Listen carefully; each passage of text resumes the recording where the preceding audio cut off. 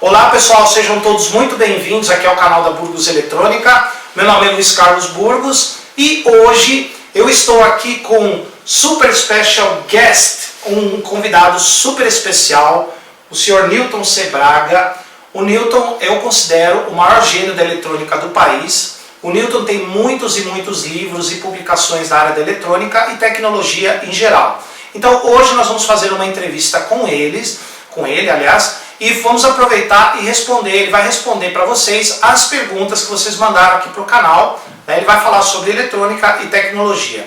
Então, para começar, Newton, seja bem-vindo aqui ao canal da Burgos Eletrônica. Apresente-se ao nosso público, para quem já te conhece e para quem não conhece. Para mim é um prazer estar aqui com o Burgos, na Burgos Eletrônica, no canal do YouTube dele. E sempre é interessante a gente conversar com quem é do ramo. Naturalmente você já me conhece, eu estou há muitos anos nessa área da eletrônica, como ele dei aula também de eletrônica em vários lugares, e estou aqui pronto para a gente conversar sobre tecnologia, sobre eletrônica e responder as perguntas que foram enviadas para ele. Então, Newton, a primeira pergunta que eu vou te fazer é o seguinte: quando que você começou, com que idade você começou a estudar eletrônica e por que você começou a estudar eletrônica? Eu sempre fui curioso, porque minha família, meu pai era professor de física, né? Então eu sempre fui curioso pelas ciências. E quando começou em torno dos meus 11, 12, 13 anos, nessa faixa, quando eu ganhei da minha tia um livro de experiências e brincadeiras com eletricidade, que era o que tinha na época, e até hoje, se vocês entrarem no meu site, tem a capa desse livro, tem um livro ainda hoje. E de lá eu vi que era aquilo que eu queria, mexer com tecnologia elétrica e eletrônica. E a partir daí comecei a atividade, trabalhar com eletrônica mesmo, comprando publicações, fazendo experimentos, comprando componentes. Tinha o meu laboratório na minha casa quando eu era pequeno ainda e acabei seguindo a carreira profissional. Ô Newton, você tem muitos livros, eu falei que você tem muitos livros de eletrônica, muitos livros editados. Você tem ideia quantos livros e publicações você tem na área da eletrônica? Na área de eletrônica são aproximadamente 160 livros, que são publicados, a maioria publicados em português. Mas como eu escrevo correntemente em inglês também, eu tenho livros publicados nos Estados Unidos. Tenho livros publicados também em espanhol, porque eu também escrevo correntemente em espanhol. Vocês podem ver que tem uma versão do meu site em espanhol, que sou eu que cuido. Eu tenho uma tradutora auxiliar, que eu não dou conta de traduzir tudo que eu tenho, mas a revisão técnica sou eu que faço. E tenho livros publicados também na China, nos Estados Unidos, tenho na Turquia, tenho livros em árabe, que nesse caso foram direitos comprados por editoras de lá, que eles traduziram o meu livro. Então são mais ou menos 160 artigos, muitos utilizados inclusive em universidades. A Universidade de Moscou recomenda um livro meu, por exemplo, que é o de Robótica e Mecatrônica. A Universidade de Pequim também tem a indicação de livros meus. E a gente espalhou o conhecimento da gente pelo mundo, né? Eu calculo que eu tenha vendido mais de 4 milhões de livros até hoje, desde que eu comecei. Mas o controle é muito difícil. Eu me lembro que eu recebi um convite para editar um livro na China e a minha agente nos Estados Unidos falou o seguinte: e agora? Certo? Eles querem comprar o direito para fazer 1000 exemplares. Mas quem é que vai saber se realmente eles só imprimiram 1000? Não tem jeito, né? De repente eles compram para 1000, faz um monte mais e vende e eu fico dançando. Falei para ela: olha, dá direitos para ele, vende 1000 exemplares. Certo? Se eles fizerem a mais, é bom porque é propaganda. Ah, sim, verdade. Então, eu acabei publicando vários livros na China, dessa forma. Não sei se realmente quantos que eles imprimiram, mas imprimiram, certamente, aqueles 1000 lá eu recebi. Para quem é das antigas, técnico, estudante de eletrônica mais antigo, ou para quem é estudante de eletrônica mais novo, que já conhece o Newton, mesmo para quem não conhece ainda, o Newton vai falar sobre o instituto dele e sobre o patrocinador, o sponsor dele. Eu, quando me aposentei da editora que eu trabalhava, da revista em que eu era diretor, eu resolvi dar continuidade ao meu trabalho, porque eu achei que tudo aquilo que eu fiz durante a vida não podia se perder. Foram mais de 40 mil artigos, que eu escrevi durante a minha vida, e muitos deles ainda eram atuais, principalmente os que ensinavam teoria na eletrônica. Então eu tinha que fazer alguma coisa para manter vivo isso, e eu montei um site que foi patrocinado, na realidade, que foi criado pelo Instituto, meu Instituto, o Instituto Newton Sebraga. Por quê? Com o Instituto eu poderia fazer outras coisas além de um site. Eu poderia ter cursos, eu poderia fazer palestras, eventos e principalmente editar livros. E ao contrário do que muitos pensam, eu não edito só os meus livros pelo Instituto. Eu tenho diversos autores que fazem livros comigo, né? Autores importantes, que alguns estão reeditando livros, né? Nós estamos trabalhando em livros de professores universitários, de técnicos que escreveram livros importantes no passado e muitos outros. E no site, a sobrevivência principal, porque eu não cobro nada pelo conteúdo, certo? Pelo acesso ao conteúdo, eu preciso de anunciantes. E eu tenho os patrocinadores. E meu principal patrocinador é a Mouser Electronics, que é uma empresa distribuidora de componentes eletrônicos que hoje está no Brasil. Vocês têm o acesso dela através do site que é o br.mouser.com, em que vocês vão ter atendimento para a venda de componentes em português. A Mouser, ela fornece, tem mais de 4 milhões de tipos de componentes em estoque, que são dos principais fabricantes do mundo. São mais de 400 empresas, Texas Instruments, Microchip, Renesas, todos esses fabricantes distribuem os componentes através da Mouser e eles podem chegar de uma forma direta aqui para você no Brasil. Bom, agora, antes da gente continuar com o nosso papo, não esqueçam de deixar o like aqui no nosso canal. Quem não é inscrito ainda, por favor, se inscrevam, quem está aqui pela primeira vez. Não é todo dia que a gente tem essa lenda aqui da eletrônica com a gente, não é sempre. Então, deixa o seu like aí. Na descrição desse vídeo aqui vocês têm o endereço, o site do Newton, tem o canal dele no YouTube e também tem o endereço da Mouser Electronics, tá? Agora, eu tenho uma pergunta, uma curiosidade para o Newton, que é a seguinte: como é que foi mudar da época da válvula para a época do transistor? Eu posso dizer que eu tenho a vivência na eletrônica desde a época da válvula até a época da eletrônica quântica. Eu acompanhei tudo. Eu tenho algumas histórias interessantes, como o primeiro transistor que eu tive, que eu fui comprar lá em Santo Amaro. Ah, eu vi esse vídeo. Eu vi que era um transistor vindo numa caixinha. Vinha numa caixinha com uma bula, porque ninguém sabia usar ainda. E era um transistor bem vagabundinho. Nossa, hoje aquilo lá não serve para nada. Era um transistor que trabalhava com corrente bem baixinha. 2N107. Ele trabalhava com 10 mA de corrente e coletor. Subia acima disso, queimava. Certo? Eu lembro desse vídeo. E o ganho dele era... Não, Newton, o que eu achei engraçado no vídeo não foi o fato de ser o primeiro transistor, é o fato de você falar que ele veio numa caixinha com uma manual de instrução. Minha manual de instrução, vinha uma bula, que nem remédio, certo? Porque ninguém sabia ainda usar, né? E lá eu fiz, com esse transistor, eu fiz um monte de projetos interessantes, né? Fiz projetos com válvulas, projetos com circuitos integrados, né? Eu visitei aqui no Brasil, a CID Microeletrônica chegou a ter uma fábrica de circuitos integrados em Contagem. E eu visitei. A gente tinha que vestir aquela roupa, lá tinha que vestir aquela roupa de astronauta para entrar na sala limpa, certo? Porque ele não podia ter uma faisquinha de nada, para ver o pessoal manipulando os wafers, né? E hoje eu já estou começando a partir para uma nova época, que é a eletrônica quântica, né? Nós temos a plasmônica, né? E nós temos a nanotecnologia, tudo isso já entrando como novidades da tecnologia que vai ser o futuro. Inclusive tem algumas perguntas aqui dos nossos amigos seguidores, que depois eu vou fazer, eles perguntam sobre eletrônica quântica e nanotecnologia. Então é isso, eu vivi praticamente toda a evolução da eletrônica nos últimos 50 anos no Brasil. Ô Newton, mas a outra curiosidade que eu tenho, você passou da válvula para o transistor. Era mais fácil trabalhar ou escrever sobre aparelhos valvulados ou aparelhos transistorizados? O que era mais fácil? Não havia diferença. No início, havia uma dificuldade em relação ao transistor, porque os projetos eram feitos segundo os fatores híbridos, né? Que a gente tinha que fazer os cálculos dos transistores baseados nesses dados híbridos, que eram equações bastante complicadas de resolver. Então era muito difícil para os projetistas comuns fazerem projetos com transistores que fossem exatos. Mas depois passou-se a usar as simulações, veio o computador, a gente podia trabalhar com fórmulas empíricas e a coisa se tornou mais fácil.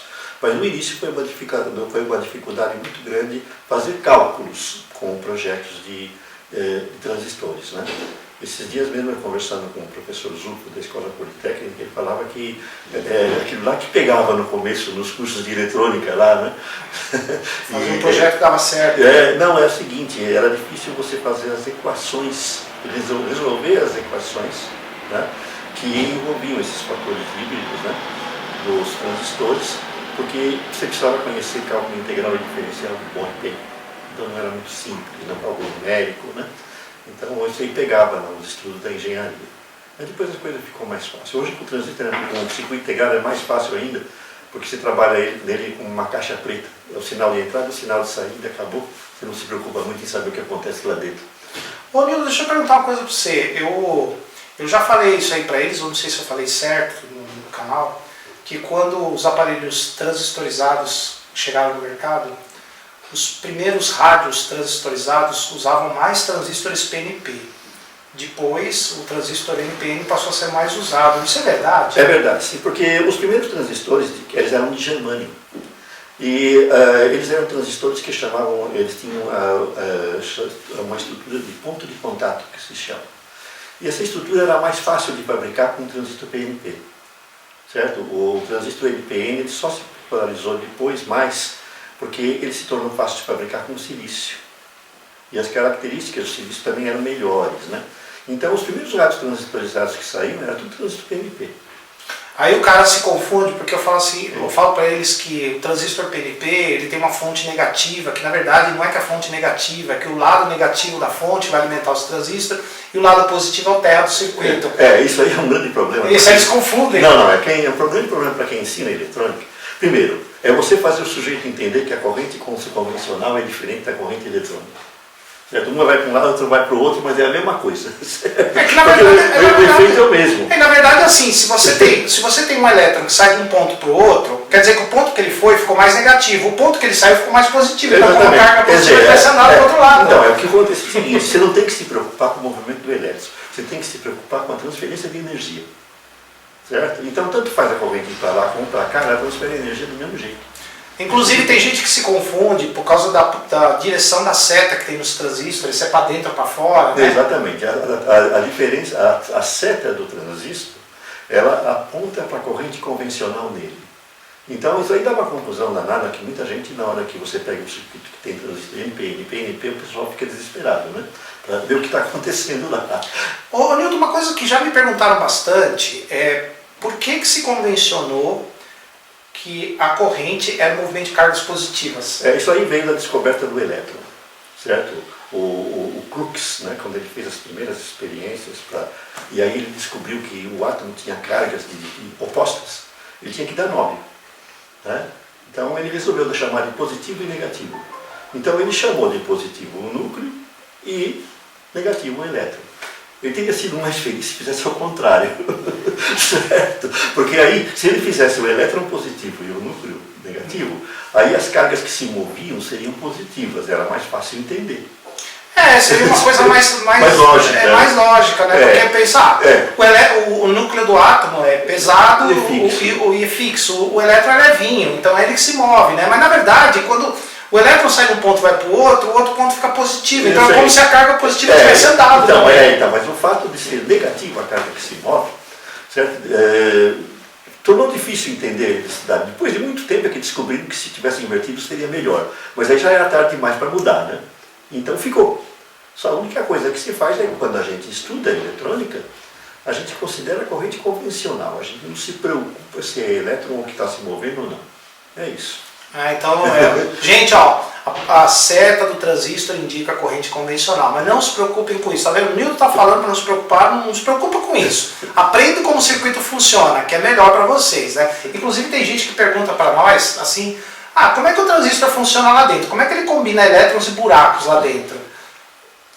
Porra, meu, tudo bem, se você quer estudar engenharia, quer estudar o componente a fundo, beleza, mas para quem vai montar circuitos, vai projetar circuitos ali e tal, acho que isso tem muita importância. E se você quiser saber mais, o meu livro, Curso de Eletrônica Básica, tem o curso de Eletrônica Básica e o curso de Eletrônica Analógica. No segundo volume, Analógica, eu detalho tudo isso. Você tem lá todo o funcionamento do transistor por dentro, tanto o NPN como o PNP e o transistor de efeito de campo. Gente, ó, é o seguinte, eu como leitor também das obras do Newton, ele explica de uma maneira muito fácil de entender. Se você não aprender com ele, meu, vai fazer outra coisa da vida que seu ramo não é esse. E também se você quiser menos detalhes, você entra lá no meu site, tem um artigo que diz como funciona o transistor, é só digitar lá na busca. E aqui no canal da Burgos Eletrônica você tem vários vídeos que a gente fez falando sobre transistores também. Tá? Só não aprende quem não quer. Hoje vocês têm uma vasta quantidade de informações aí disponíveis, tanto aqui na internet, quanto em livros, quanto em artigos. O Newton mesmo já escreveu trocentos artigos falando sobre o transistor em si. Muita gente tem dúvidas como funciona o transistor.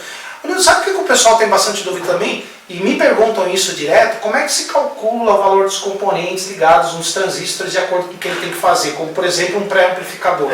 É isso aí, quando os transistores chegaram, a gente para calcular tudo isso, a gente tem que usar os chamados parâmetros híbridos. E era uma complicação porque só engenheiro conseguia manipular aquelas fórmulas, né? Hoje é mais fácil, existem fórmulas relativamente simples, na realidade não são fórmulas, são procedimentos. Que às vezes o leitor me pergunta assim, professor, me dá uma fórmula para calcular um amplificador. Não é uma fórmula, é um procedimento. Você tem que fazer um passo a passo em que você vai calculando cada um dos componentes de acordo com aquilo que você quer. Primeiro, calcular o resistor de coletor. Eu preciso saber qual é a potência que eu vou querer daquele transistor, qual é a corrente máxima e as características dele vão entrar nisso aí. Como eu vou polarizar a base? São dois resistores. Como é que eu calculo isso? Eu tenho que saber qual é o ganho do transistor, qual é a corrente de base, né, e que tipo de sinal ele vai trabalhar e em que configuração, classe A, B ou C. Então são procedimentos. Né? Nos cursos técnicos de eletrônica e de engenharia, isso aí é ensinado. Né? Então, lá, os alunos, os futuros técnicos e engenheiros, eles vão aprender a manipular esses procedimentos. Né? Hoje, você tem na internet programas prontos, certo? Tem muitas empresas, a própria Mauser tem lá um site, uma seção de cálculo, em que você pode dizer o que você quer, qual é o transistor que você vai usar, qual é a tensão que você tem no circuito, e ele calcula para você os componentes. E até sugere o transistor que você deve usar. Legal. Está ficando mais fácil, mas isso também é ruim. Porque, pessoal, certo? O pessoal está esquecendo de usar a matemática, né? A gente esses dias eu fui numa loja e aí eu dei R$10 para a moça para cobrar 8 e ela tirou uma maquininha de calcular para ver quanto era o troco. Nossa senhora, eu dei uma bronca que já... como é que fica com isso na cabeça? Então tem que aprender a começar a usar a cabeça, pessoal. E outra coisa, isso também, esses procedimentos que ele falou, varia também de acordo com o tipo do transistor que você quer usar. E às vezes o mesmo transistor, às vezes o ganho estático de corrente dele é diferente um do outro, mesmo fabricante. Exatamente. É por isso que a gente coloca, por exemplo, quando você vai trabalhar com transistor, você tem uma faixa de ganhos, então você sempre trabalha com menor, porque você garante o funcionamento. Né?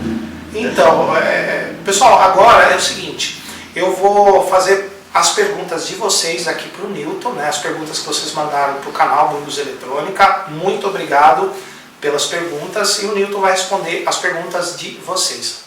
Então, pessoal, agora eu vou repassar ao Newton as perguntas que vocês fizeram no canal, né? Então, vamos ver aqui, ó. A primeira pergunta é do Elison Lima. Boa tarde, professor. Há descobertas na eletrônica, há mais descobertas na eletrônica e quando isso afetará o nosso futuro? Foi assim que ele perguntou. Se ainda há descobertas na eletrônica e o quanto isso afetará o nosso futuro? Olha, a eletrônica ainda tem muita coisa para ser descoberta, né? A eletrônica vai por etapas. Primeiro vem a válvula, aí uma descoberta que muda tudo, né? São aqueles pontos de inflexão, né? Que ocorrem no desenvolvimento de uma tecnologia, de uma ciência. Aí depois vem o transistor, depois vem o circuito integrado.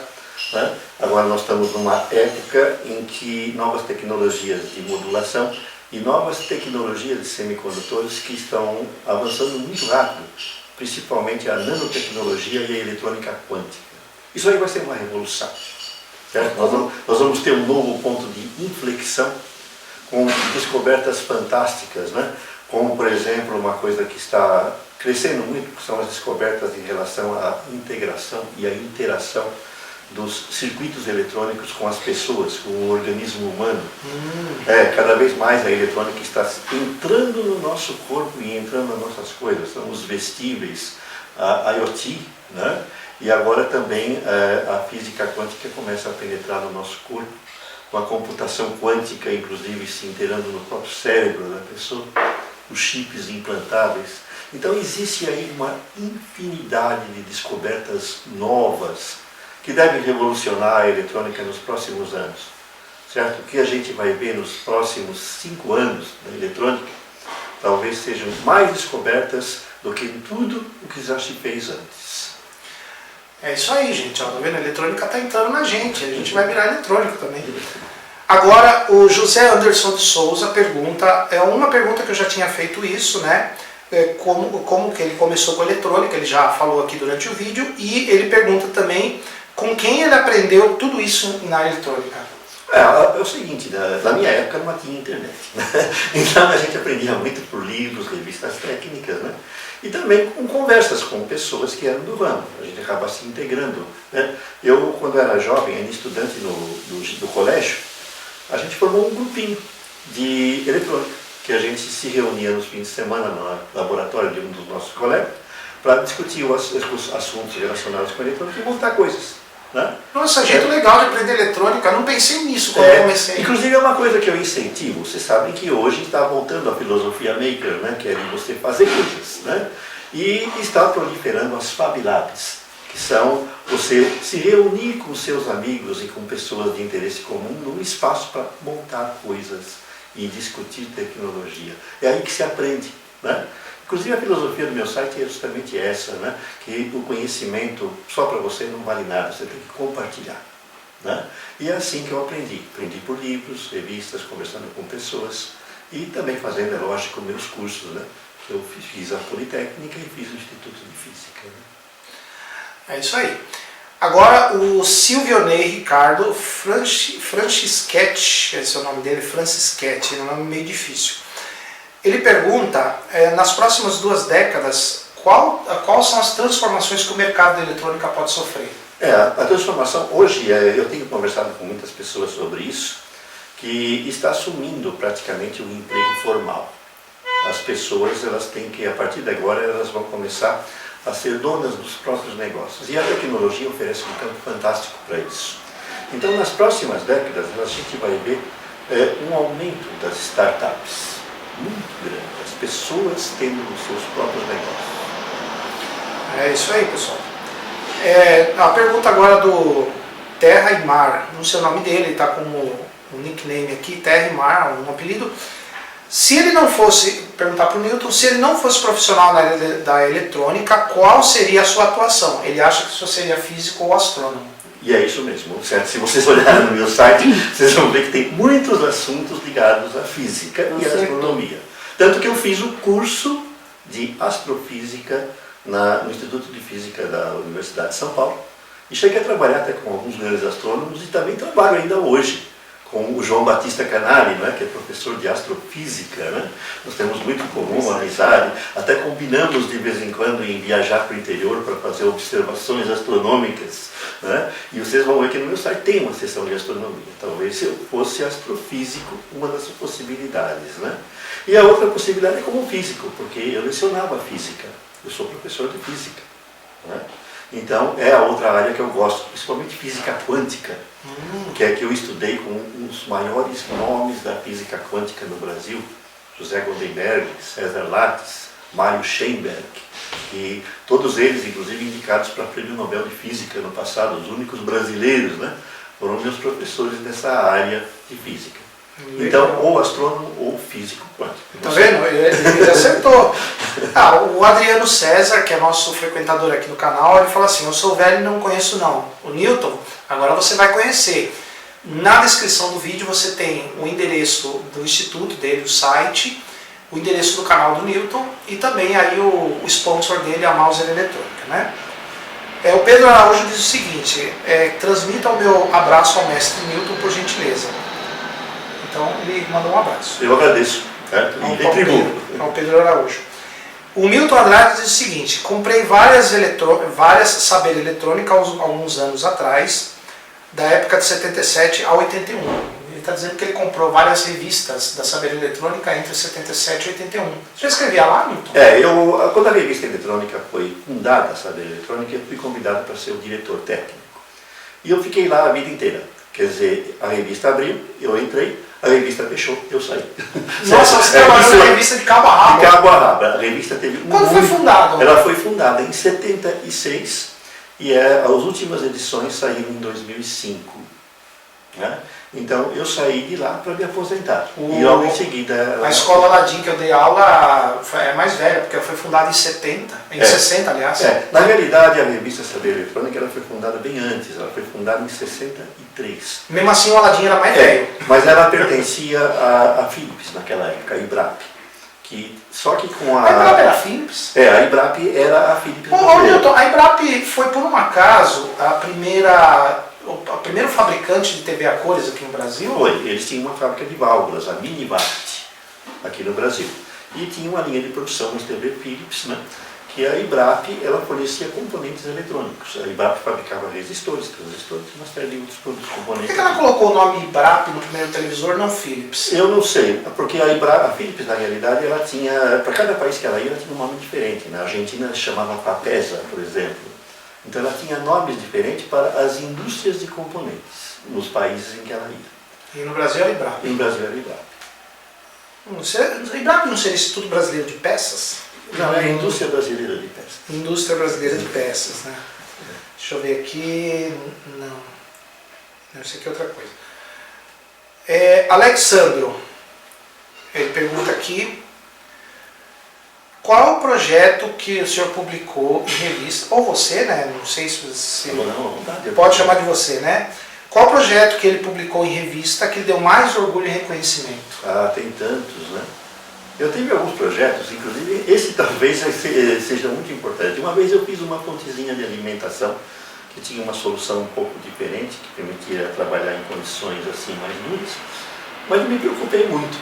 E aí a minha satisfação foi que um dia me telefonou um engenheiro brasileiro e ele era engenheiro da NASA. Legal. E ele me falou: professor, a sua fonte de alimentação subiu num satélite nosso porque foi a melhor solução que nós encontramos.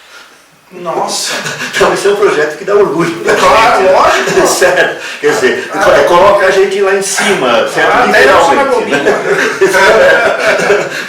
Numa fonte de alimentação, mas como que era essa fonte? Eu não me lembro exatamente. Ele falou que eles procuraram isso? Isso foi lá pelos anos 80, 90, por aí. Mas era uma fonte estabilizada? Não me lembro, esse é o problema. Ele não me disse qual era a fonte. Mas você acha que já tinha publicado muitas, né? Sim, exatamente. Eu, na hora, assim, esqueci de me perguntar para ele qual era a fonte. Coisa, não? Eu acho que ela está lá em cima ainda, não sei, mas o satélite não caiu. O satélite não caiu. O Renato Brant, o Renato ele tem um canal no YouTube também, sim, né? Ele diz assim: mande um abraço ao Newton, ele é uma referência para todos nós. Eu agradeço o Renato, e o dia que você quiser também conversar com a gente, nós estamos nas horas. O Renato Brant, o Newton ele pode gravar uma entrevista para o seu canal também, tá? Deixa eu ver aqui. O Alexandro, de novo, deixa eu ver, pergunte ao Newton, ao mestre da eletrônica, se todos os projetos das revistas Saber Eletrônica e Eletrônica Total eram testados em laboratório. Observação: essas revistas antigas têm um conteúdo que não se acha em outro lugar, melhor do que muitos cursos técnicos. Abraços. Eu agradeço o elogio. Não, realmente, nós tínhamos um laboratório. E eu tenho até hoje um laboratório na minha casa. Então, quando eu publicava, fazia um artigo, eu montava ele antes. certo? Inclusive eu tenho uma grande quantidade de protótipos até hoje. Se vocês olharem em alguns artigos, tem fotos, e se vocês acompanharem o meu canal de vídeos, você vê que de vez em quando eu falo de um desses projetos e pego a plaquinha na mão. Vocês vão ver que eles foram montados, né? E aqueles que eu não tenho mais de protótipo, muitos deles eu estou refazendo. Não o protótipo em si, mas fazendo às vezes uma montagem em matriz de contato para mostrar para vocês que realmente funciona. Nós tínhamos muitos problemas na época, né? Muita gente se queixava às vezes que o projeto saía com erros, né? Que o seu não funcionava, né? Mas realmente a gente tinha uma dificuldade que eu acho que até hoje existe, né? Que quem fazia a ilustração da revista era um desenhista que não era técnico. Certo? E às vezes passava um valorzinho errado de componente, passava uma... Tipo assim, um resistor de 1K e colocava um ohm, sem o K. Ou um resistor de 1 ohm e colocava um K. Exatamente, coisas desse tipo, né? E coisas também, por exemplo, a setinha de um transistor invertida, né? Certo? E às vezes acontecia de o sujeito montar e não funcionar. Mas todos aqueles que nos escreviam, a gente procurava solucionar o problema. E nós tínhamos até um atendimento por telefone naquela época lá, que ficava um técnico de plantão lá, que já sabia onde deu o problema. Ele já sabia o que estava lembrava, né? E quando às vezes era muito importante a falha, né? A gente fazia uma errata na edição seguinte. Né? Hoje na internet é muito mais fácil, às vezes costuma sair, às vezes, pode sair às vezes, um errinho ou outro, um desenho de um circuito meu na internet. Mas se alguém me escreve falando, no dia seguinte já corrigi. É na hora, é online. É correção automática. Correção automática. Eu já entro lá na figura, edito e altero o que saiu errado. O Newton, é o seguinte, tem projetos seus que você fez em outros anos aí, e vamos supor que para aquele projeto, um determinado transistor ou circuito integrado não tem mais no mercado. Você refaz aquele projeto com outros componentes ou aquele projeto já era? Não, eu verifico. Se um transistor tem um equivalente mais moderno, eu geralmente acrescento uma nota. Certo? E às vezes eu já posso fazer até a própria troca no desenho do esquema. Por exemplo, você pega um projeto da década de 70, lá era o BC237. Hoje é o BC547. E aí trocar números, né? É bem fácil, né? Porque o projeto é o mesmo, né? Porque esse BC237 era o antigo 547, né? Não dava o invólucro, né? Então. BC107 e BC547. Ó, José Antunes Cardoso, esse cara tá sempre no nosso canal. Um abraço, José Antunes. Ele diz o seguinte: eu tenho até medo de perguntar ao Dr. Newton, o cara é muito fera, mas não pergunta.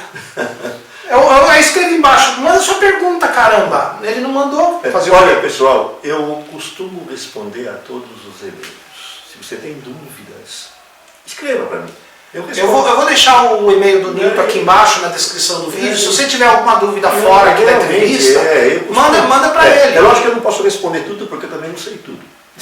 Não, o que eu respondo? Umas coisas que me perguntam às vezes. Eu não sei quase nada de eletrônica perto do seu conhecimento, mas tipo assim, às vezes o cara me manda uma pergunta, eu não sei, eu falo, olha, isso aqui eu não sei ainda, eu tenho que estudar sobre isso.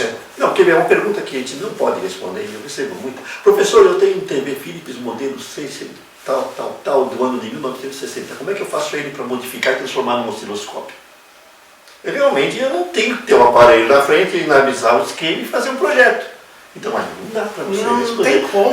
Já perguntaram isso para mim também. Já. Eu falei, não tenho nem ideia. Eu sei que dá para fazer, mas não sei como fazer. Eu sei fazer, mas eu preciso ter o aparelho na frente, examinar o circuito e refazer o circuito dele. E então, fala. Quanto tempo vai demorar isso? Você sabe uma coisa, eu vendo cursos online, etc. Então, dúvidas técnicas assim, eu falo para a gente, aqui no canal, vocês que são seguidores, suporte técnico, eu só posso dar para quem é aluno dos cursos, por falta de tempo. Para os meus seguidores, eu tiro algumas dúvidas relacionadas aos vídeos que a gente posta. Agora, dúvidas técnicas mais aprofundadas, como de conserto, só para quem faz curso. Também é o que eu falo, que as dúvidas técnicas particulares eu não tenho condições de analisar. Se é uma dúvida sobre um artigo que foi publicado no site, tudo bem. O João Sabino pergunta o seguinte, você já respondeu isso, né? como ele vê o futuro da nanotecnologia. Ele escreveu futuro aqui 2 vezes. Como ele vê o futuro da nanotecnologia para o futuro. A nanotecnologia é aquilo que eu falei, é um dos setores mais promissores da eletrônica, né? E porque nós chegamos num impasse em que o transistor vai diminuindo de tamanho, você vai colocando mais componentes nas pastilhas de um chip, até que chega um ponto em que as dimensões tornam-se tão pequenas que a física comum já não consegue trabalhar com as leis que regem o funcionamento dele. E aí já entra a física quântica. Então esse vai ser o salto que a gente vai ter, que é a nanotecnologia baseada na física quântica, né? Então você vai ter o comportamento quântico dos transistores. Nós vamos ter os transistores quânticos, né? Que eles vão ser tão pequenos, nós não vamos mais armazenar o bit numa estrutura, mas o bit vai estar no spin de um elétron, certo? Então, O próprio elétron. o próprio elétron vai armazenar um bit. É curioso esse tipo de coisa, né? Que todo mundo sabe que existem átomos, núcleos, elétrons, nunca ninguém viu. É o seguinte, porque é o seguinte, você diz que você é um elétron, você não pode ver uma onda de probabilidade. Certo? Porque o elétron é uma entidade que a gente pode dizer que é quase um negócio fantasmagórico, é virtual. O elétron é uma onda de probabilidade. Quando o elétron está girando em torno do átomo, a gente diz que existe uma grande probabilidade que ele esteja aqui. Porque em alguns instantes ele está do outro lado do universo. Certo? E do outro lado, ele é uma onda de probabilidade que se espalha pelo universo. Isso pela uma daquelas 10 dimensões que a gente diz. Nós estamos num universo de 3 dimensões aqui. Mas o universo não tem só 3 dimensões, tem 10. Tem mais, né? E o elétron consegue passar por aquelas dimensões e ir para outro lugar. É o futuro dos portais, né? Então, tá vendo? Você vai poder entrar aqui e sair em outro lugar, canto do universo. passando pela 4ª dimensão. Marcos Rodrigues, ele pergunta o seguinte: com quantos anos ele começou a estudar eletrônica? Eu? Com 11. 11 anos, eu também. 11 anos de idade. Eu já Parece que com 11 anos o pessoal gosta de começar a estudar eletrônica. Começa a pensar, né? Começa a pensar. O Márcio Ricardo pergunta o seguinte: pergunte ao Newton se a formação dele é engenharia elétrica ou eletrônica. Eu tenho engenharia eletrônica e tenho física.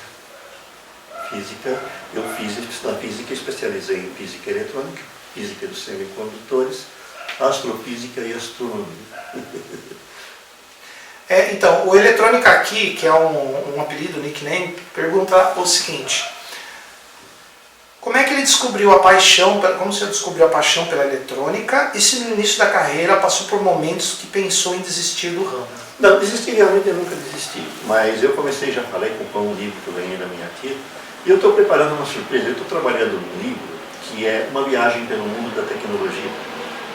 E nesse livro eu falo de toda a minha vida e a minha participação dela no desenvolvimento eletrônico. Então eu falo do presente, do passado e do futuro da eletrônica. Logo, logo vocês vão ter esse livro. Tá vendo? Fiquem de olho aí.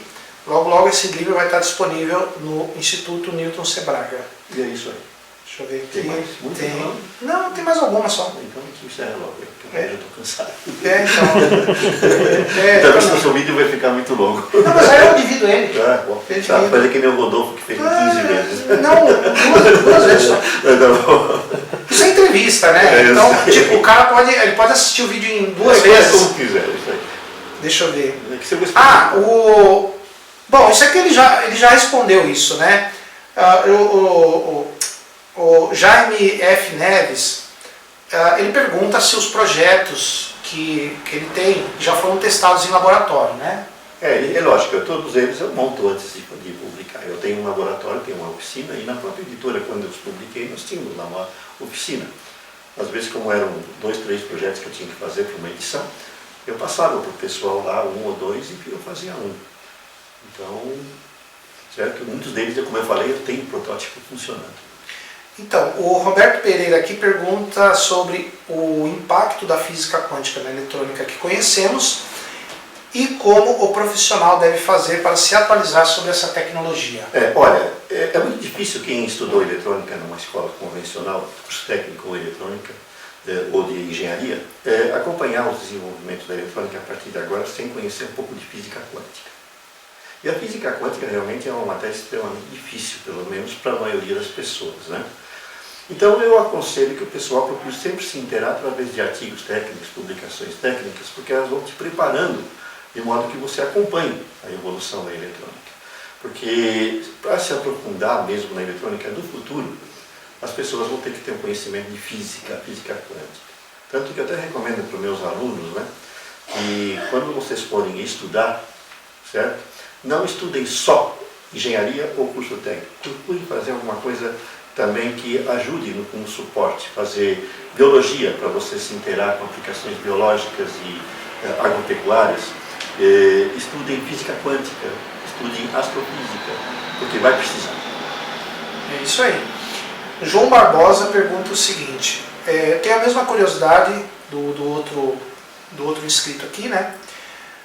O Newton vivenciou a transição da válvula para o transistor e como ele vê agora os estudos do emprego da física quântica no mundo da eletrônica. Iremos mesmo ter uma revolução maior ainda que o da válvula transistor? Sem dúvida, a revolução da física quântica, da eletrônica quântica vai ser muito... vai ter uma evolução, nós vamos ver nos próximos anos aí coisas que...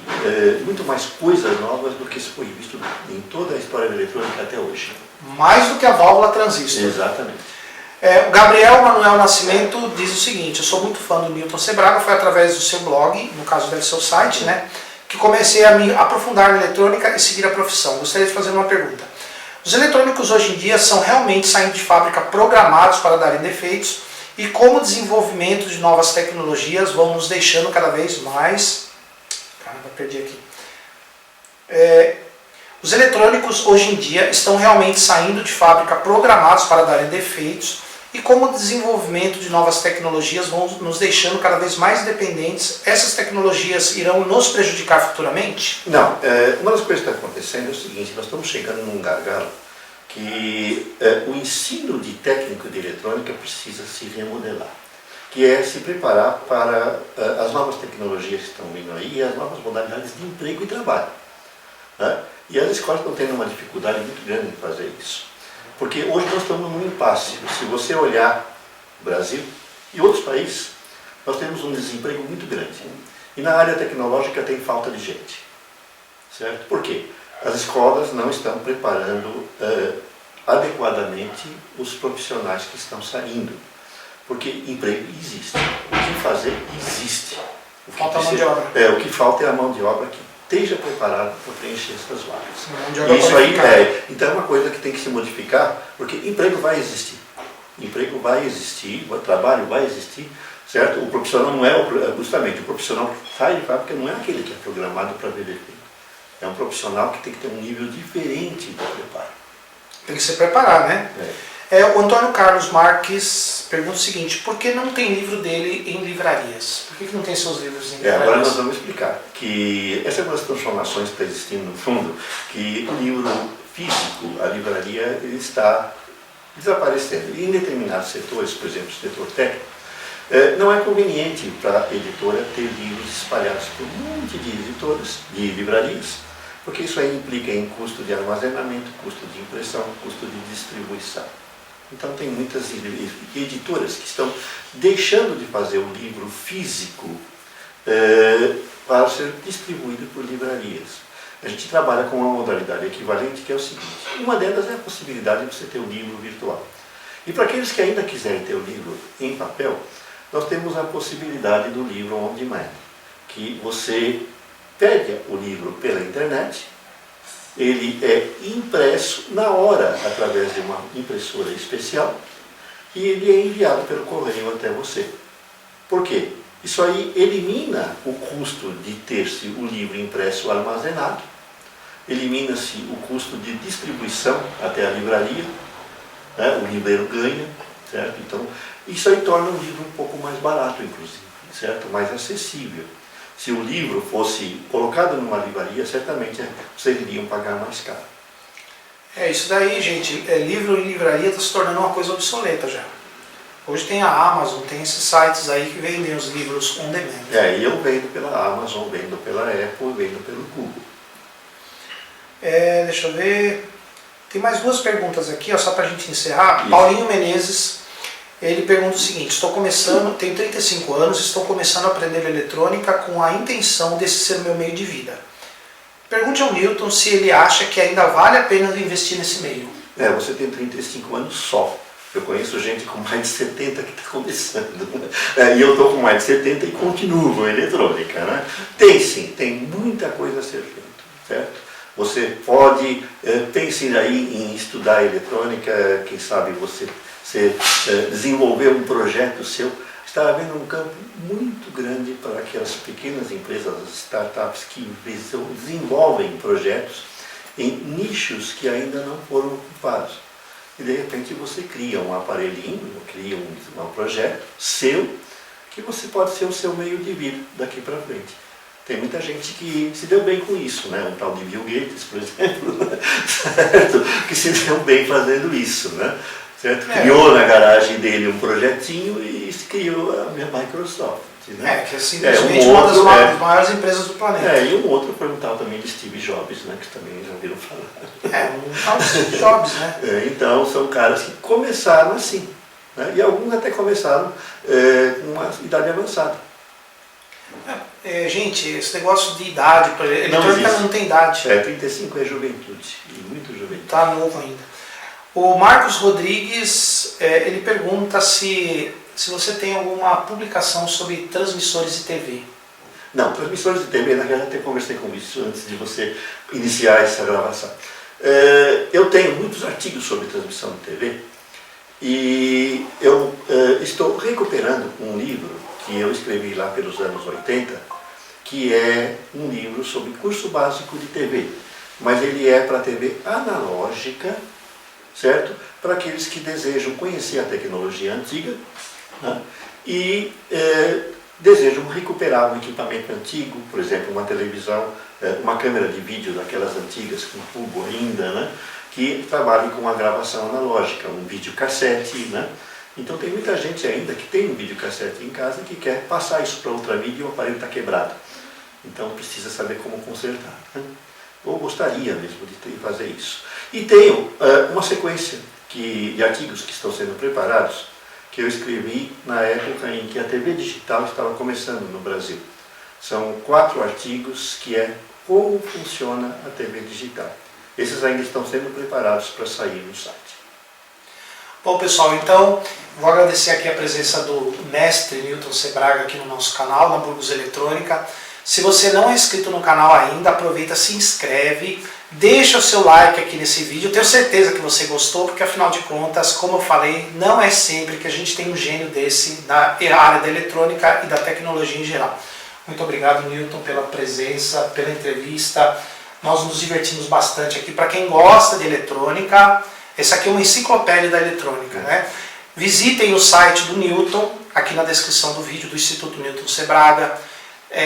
Tem aí também o canal dele no YouTube. Tire suas dúvidas, mande e-mail para ele. Tem um e-mail aqui dele na descrição do vídeo. Se você tiver alguma dúvida sobre eletrônica de uma forma geral, manda para ele, que ele vai esclarecer essas dúvidas para vocês. Newton, você quer deixar algum recado final para eles? Eu aqui agradeço a oportunidade de falar com o Burgos e estou à disposição dele e de vocês.